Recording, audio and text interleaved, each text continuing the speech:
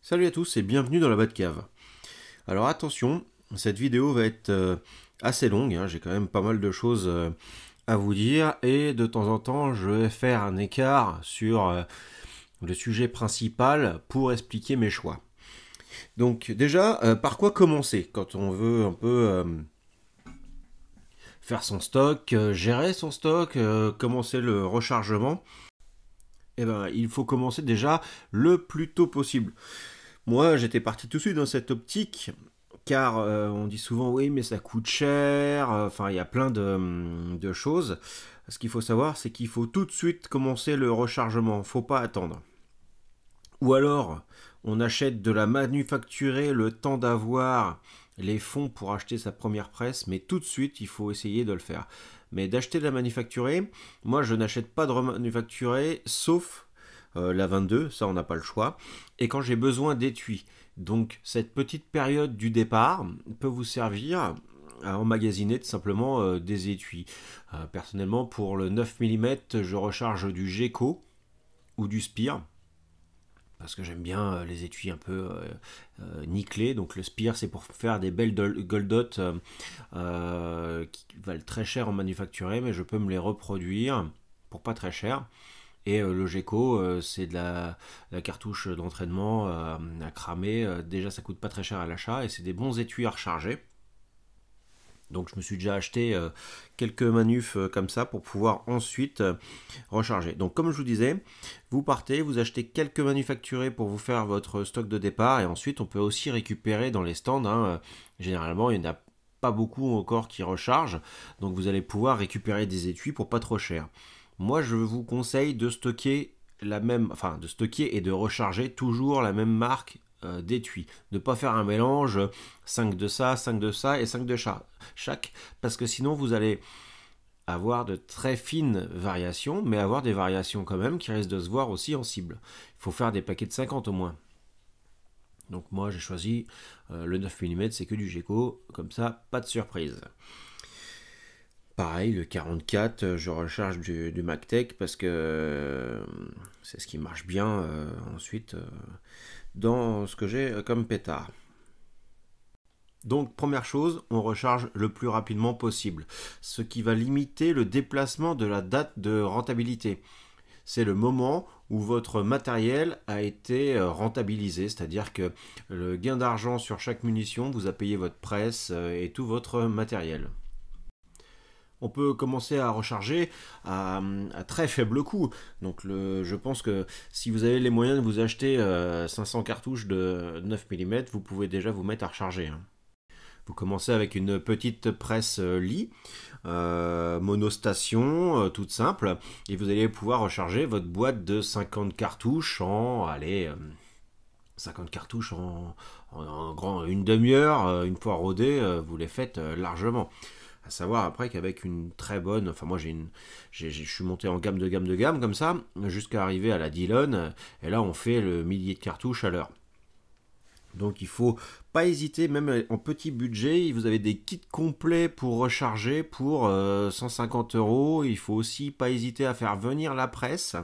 Moi j'ai commencé avec une toute petite presse Lee, ensuite j'ai pris une Loadmaster parce que je débitais pas mal, que j'ai acheté directement aux États-Unis.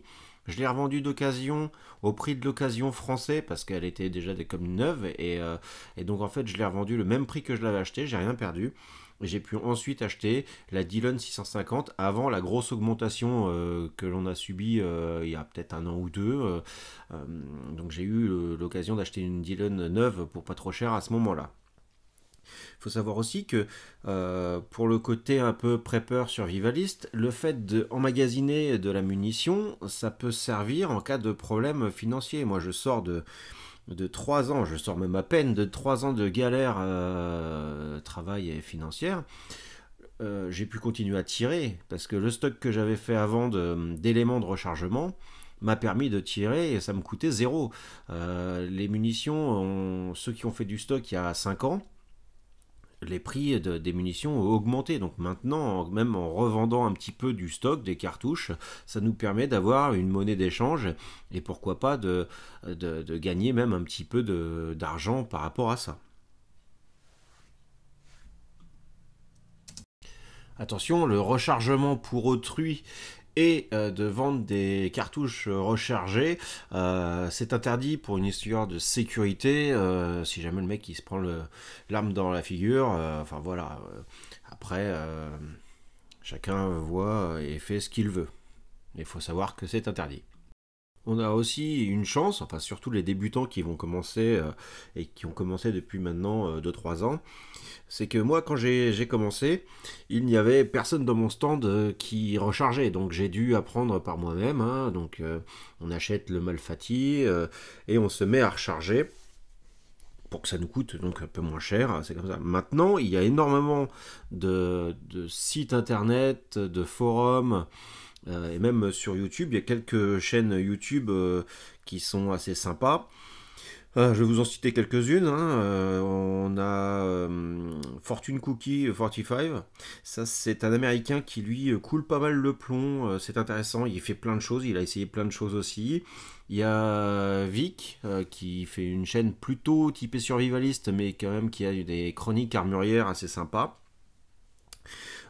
Toujours pareil pour les preppers, il y a tout le monde connaît Vol West, je pense.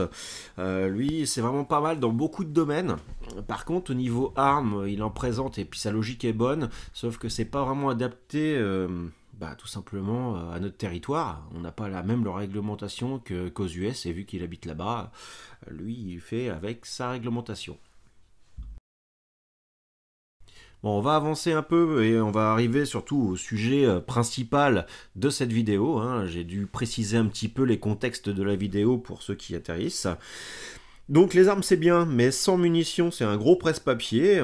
Et la première question que tout rechargeur, futur rechargeur ou les personnes qui s'intéressent au rechargement viennent nous poser, c'est combien ?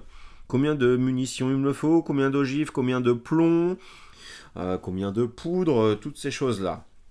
Alors moi, j'ai une logique de proportion qui est basée sur le maximum de munitions que l'on ait le droit de détenir par autorisation ou par arme au domicile. Je précise un peu les deux. Donc on multiplie par 1000, parce que c'est 1000 par autorisation, hein, je précise aussi. Donc on multiplie par 1000 tout ça, et ça va être notre chiffre de départ.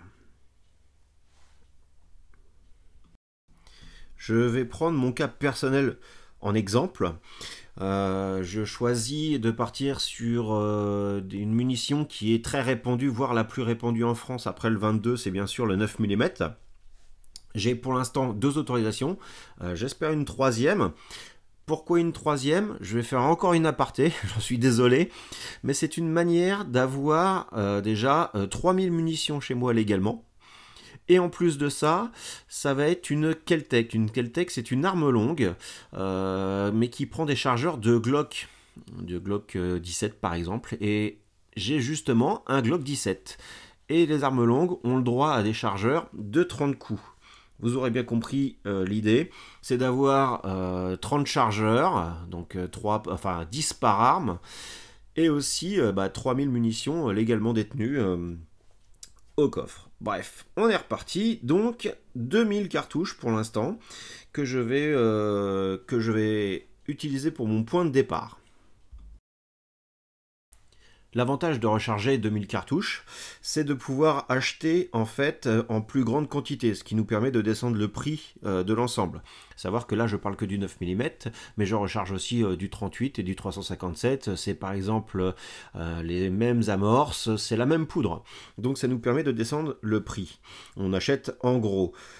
Et quand on sort aussi, là par exemple si je sors la presse, enfin, si je la mets en 9 mm, je vais faire un wagon de 9 mm par la même occasion.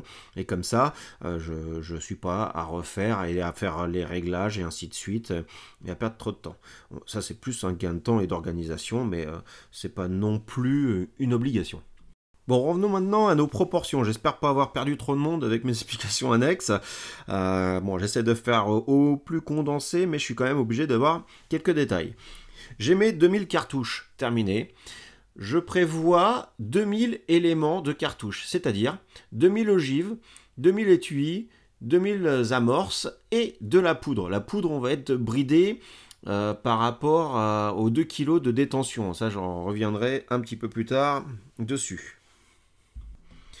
Et pareil pour le plomb en fait. Quand vous coulez vous-même vos ogives, si vous avez 2000 ogives terminées d'avance, vous prévoyez le même poids en plomb d'avance. Ce qui fait que vous avez un tiers en plomb brut, un tiers en plomb terminé, enfin moulé, et un tiers d'utiliser sur vos cartouches. J'espère que jusque-là je suis assez clair.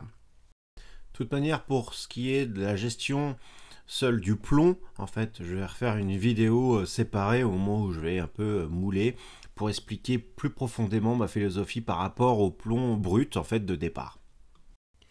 Donc maintenant, la poudre. La poudre, le plus simple, c'est d'utiliser le moins de sortes différentes de poudre pour pouvoir stocker une seule sorte et faire un maximum de rechargement. Ça nous évite, vu qu'on est limité à 2 kg, d'avoir 100 grammes de ça, 100 grammes de ça et de ça. Moi j'ai 2 poudres, une pour les armes de poing, une pour les armes d'épaule. Bon, je vous la refais pas, mais c'est la même chose pour les amorces, 2000 amorces d'avance, voilà. Si vous avez un autre calibre, et ben la même chose en amorce. L'avantage des amorces, comme je vous disais, c'est que ça va d'un calibre à un autre assez facilement. Une fois que tu as tout ça, maintenant, il va falloir le ranger. Alors, deux solutions s'offrent à vous. La première, tu prends tout, tu jettes tout dans un carton, et puis voilà, tu as gagné du temps, c'est rangé en tas. Ou alors, comme moi, vous aimez bien gagner du temps après au déballage ou quand vous cherchez quelque chose. Donc, on organise un minimum. On peut aussi inventorier tout ça sur une application ou un cahier en papier, faire des boîtes avec des étuis propres, sales, et les différentes phases de rechargement. Par exemple, ma séquence type de tir, donc j'arrive avec ma boîte de munitions, je tire, je ramasse mes douilles, je les mets dans un sachet en tissu de transfert de documents normalement, donc c'est un peu plus solide quand même que du papier ou du plastique. Et ensuite, quand je rentre chez moi, je le mets dans une boîte marquée 357 sales, et ainsi de suite. Et donc ensuite, quand je vais laver, d'ailleurs je vous mets un lien sur la vidéo de lavage des étuis que j'ai faite il y a peu de temps, et je lave l'ensemble. Et comme ça, je fais toujours la même séquence pour pas me perdre et me dire tiens, ce coup-ci, où est-ce que j'ai mis les étuis, est-ce que j'ai pris ma boîte ou quoi. Les sachets sont dans mon sac de tir. Et cette première partie de la vidéo est terminée. Je me dis, on est déjà à plus de 10 minutes. Je pense que c'est pas mal. Je vais faire une deuxième vidéo pour répondre à vos questions. Et aussi, ça va me permettre de faire le stockage à court, moyen et long terme des munitions. Leur rangement aussi dans les placards. Donc n'hésitez pas à commenter, liker, vous abonner, vous connaissez la chanson. Si vous pouvez partager aussi sur les groupes Facebook. J'ai aussi une page Facebook, n'hésitez pas à venir me voir. Et donc dans la prochaine vidéo, je répondrai à vos questions ou suggestions. A bientôt pour une nouvelle vidéo.